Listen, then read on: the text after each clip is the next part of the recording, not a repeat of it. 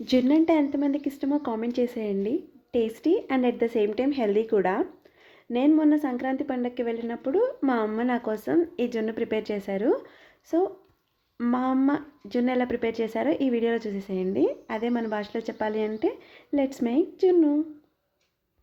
జున్ను పాలతో పాటు నార్మల్ మిల్క్ కూడా కొంచెం యాడ్ చేసుకోవాలి.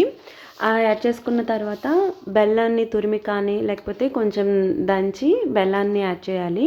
బెల్లం వేసిన తర్వాత దాన్ని బాగా కలుపుకోవాలి. మీకు బెల్లంలో ఏమన్నా నలకలు అలా ఉన్నట్లు అనిపిస్తే ఒకసారి వడకట్టుకోండి.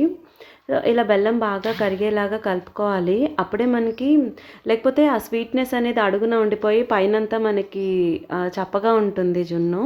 తర్వాత దానికి కొంత మిరియాల పొడి అలానే యాలకుల పొడి కూడా యాడ్ చేసుకొని ముందుగానే ఒక పెద్ద పాత్రలో కానీ లేకపోతే ఇడ్లీ పాత్ర అయితే అందులో కానీ వాటర్ వేసుకొని బాయిల్ చేసి పెట్టుకోవాలి. బాయిల్ అవుతూ ఉండగా మనం జున్ను పాలు కలిపి పెట్టుకున్న ఈ పాత్రని గిన్నెని మనం అందులో పెట్టేసి లిడ్ క్లోజ్ చేసి ఒక 15-20 మినిట్స్ మనం బాయిల్ అవనివ్వాలి.